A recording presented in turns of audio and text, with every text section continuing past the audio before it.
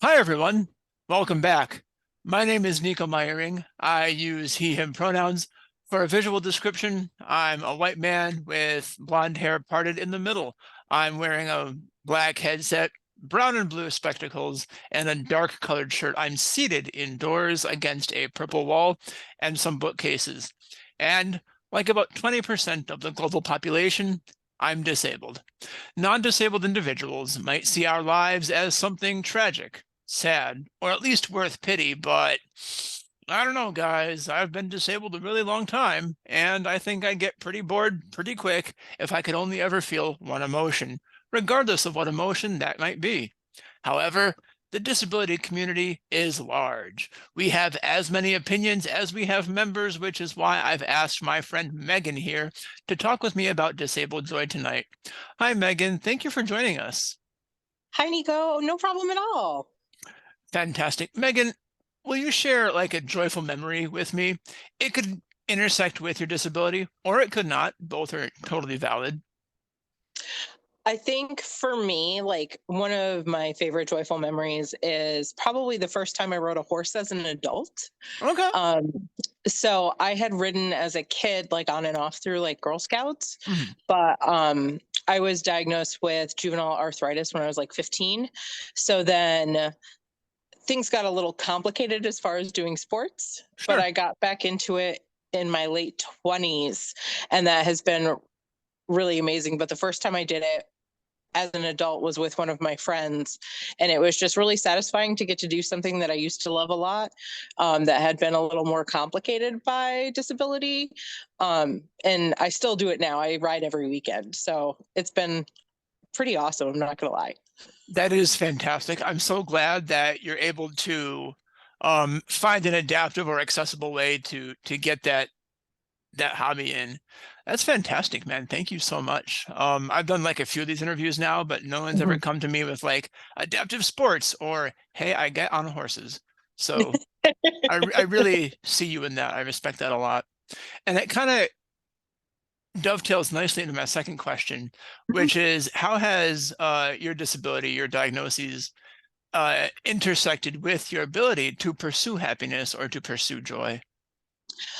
I think for me, it was just finding different ways to do the things I enjoy. Okay. So I do a lot of like crafting and art stuff on the side outside of like my regular full-time job.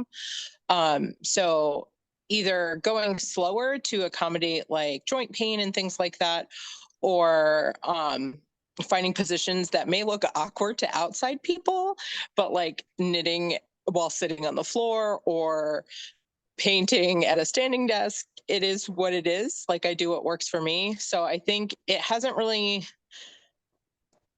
having a disability hasn't really taken anything from me. It's just made me a little more inventive in how I do certain things. That's entirely valid. Uh, I love to see it. Fantastic. Thank you. Um, yeah, I think that disabled people like you and I necessarily have to be a bit more stubborn and a bit more innovative.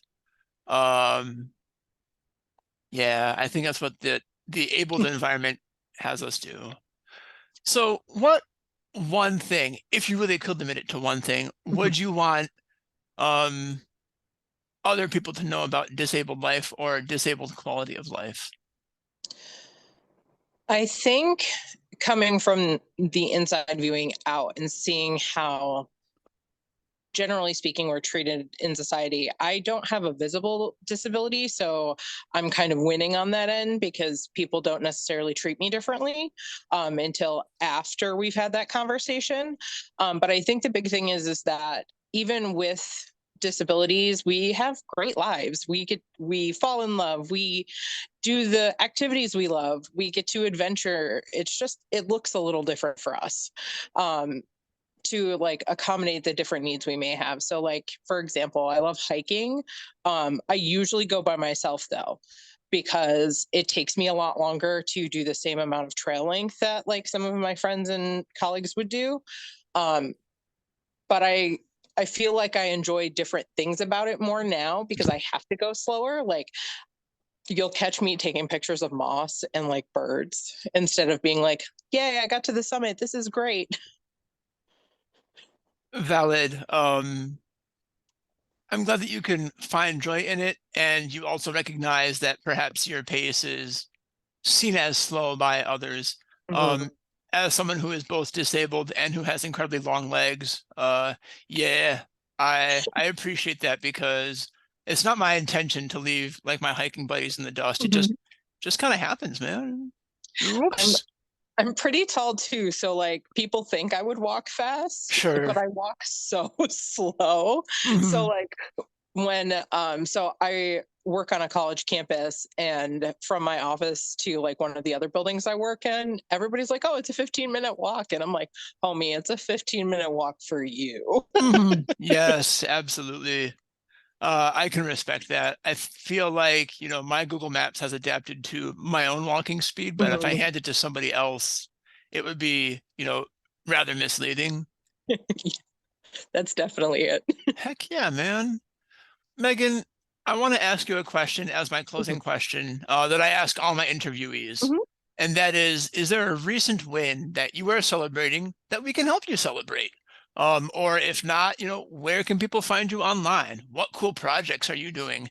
This is your chance to promote yourself, hype yourself up, be your own cheerleader. So let it rip.